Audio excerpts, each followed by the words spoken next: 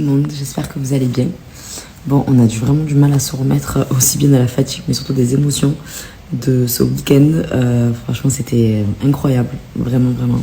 C'est au-delà de ce qu'on imaginait. Donc voilà, j'ai tellement de choses à vous dire par rapport à ce mariage, le pourquoi du comment, que ça a été très, très, très compliqué de se marier. De se marier là, en si peu de temps et tout. On a eu plein de petites péripéties, on va dire. Et voilà, et après je vous montrerai un petit peu tout le lieu, toute la déco qu'il y avait, l'ambiance. Franchement, c'était incroyable. Vraiment, tout le monde s'est régalé. Enfin, nous, c'est ça qu'on aime aussi avec Théo, c'est que les gens, qui se régalent et qu'on a passé une super journée. Et c'était vraiment rempli d'émotions, mais aussi une super ambiance. Enfin, franchement, c'était tout ce qu'on voulait, quoi. Donc franchement, on est ultra ultra heureux. Et ça va être un petit peu des stories très longues, mais bon, pour remettre dans le contexte, on s'est marié en septembre 2020, donc on a fait notre mariage civil. Vous savez, c'était en période de Covid, il y avait 30 personnes qui étaient invitées, c'était vraiment très limité, les gens portaient le masque encore dans la mairie, et c'est vrai que de base on a toujours voulu faire la mairie et l'église différemment. Et en fait, c'est vrai que la mairie, ça reste la mairie, c'est là où on prend son nom, tout ça, mais c'est vrai que pour nous c'était le plus... Et pour ma part en tout cas, c'est vrai que l'église, ça reste le plus symbolique, le plus important à mes yeux. Et je me voyais pas rentrer dans l'église avec des gens qui avaient le masque, faire attention. Enfin voilà, c'est vrai que donc on s'est dit que on le reporterait à 2021, sachant que après je suis tombée enceinte, donc du coup c'était 2022. Ce qui s'est passé, c'est que donc cet été, on était censé, après le baptême d'ailleurs, on s'est posé, j'ai dit voilà Théo, il faut qu'on se pose, il faut qu'on pose une date pour l'année prochaine.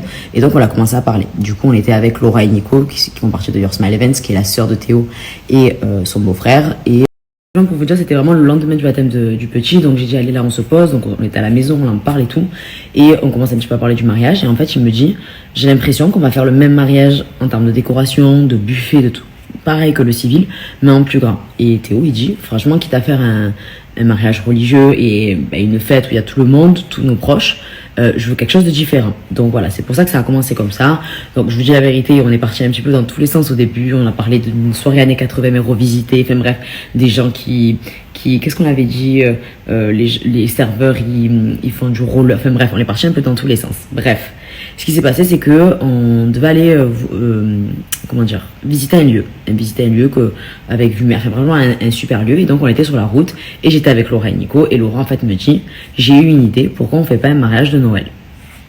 Donc voilà, c'est Laura qui a eu l'idée de ce mariage de Noël. Elle me dit, c'est tellement toi, t'aimes tellement Noël que ça serait fait. On est sur la route, donc elle commence à me parler, j'étais là, oulala, elle me parle de Noël, là ça me train vraiment de me plaire.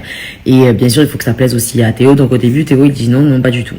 Et en fait, petit à petit, elle me dit, mais oui, on mettrait un grand sapin. Et elle était là, elle me prenait vraiment par les sentiments, je dois vous dire. Et en fait, on arrive au lieu qu'on devait bien visiter pour l'été prochain. Et en fait, il y a eu une grosse inondation là où on était. Et en fait, le lieu m'appelle en me disant, ce n'est pas possible, il y a inondation, donc vous pouvez pas accéder au lieu.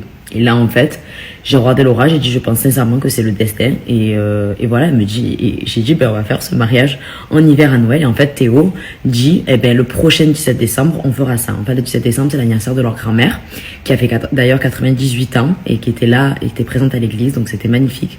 Et en fait, on lui a dit, le prochain 17 décembre, c'est là. Et donc, il s'est senti un peu niqué.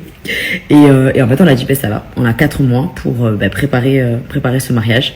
Donc, 3 mois et demi même, pour préparer ce mariage. Donc, ça va être... Comment est venue l'idée du mariage de Noël. Donc, vraiment, elle le sait, Lolo, mais merci de cette idée qui a été magnifique, qui bien sûr me représente. Après il représente pas Théo parce que de base il s'en fout de Noël, mais dans le sens où on voulait vraiment quelque chose de différent. Et c'est vrai que ça a été différent, c'est vrai qu'un mariage d'hiver, surtout dans le sud, c'est quelque chose qui se fait moins. Et en plus de ça, c'est vrai que tout change un petit peu. Le buffet, c'était vraiment plus côté un petit peu montagnard, tout ça. Il y avait vraiment les gens sortent moins, donc on est tous ensemble. Il y a vraiment quelque chose de cosy, il y avait les chemins, il y avait vraiment quelque chose de différent. Et c'est vrai que franchement moi j'en suis plus que ravie qu'elle ait trouvé cette idée, et c'était juste magnifique. Donc voilà le pourquoi du comment on s'est marié, qu'on a fait mariage d'hiver, mariage de Noël, pourquoi le 17 décembre, voilà le pourquoi du comment. Mais je vous dis la vérité, ça n'a pas été mince à faire. Bon, déjà pour tous les prestataires et tout, ça a été quand même très le rush, et il y a beaucoup de travail derrière, mais bon, je vous en reparlerai par rapport à ça. Le plus galéré, c'est l'église. Je vous dis la vérité, ça a été très très compliqué déjà d'en trouver une qui a accepté. Donc une a accepté, alors j'ai eu que des refus, non, il faut 9 mois vraiment de préparation, non, ça a une semaine de Noël, non, c'est pas possible, enfin, bref, plein de refus. Une accepte, là d'ailleurs où habitent les parents les grands-parents pardon de Théo, donc ça a facilité un petit peu la chose.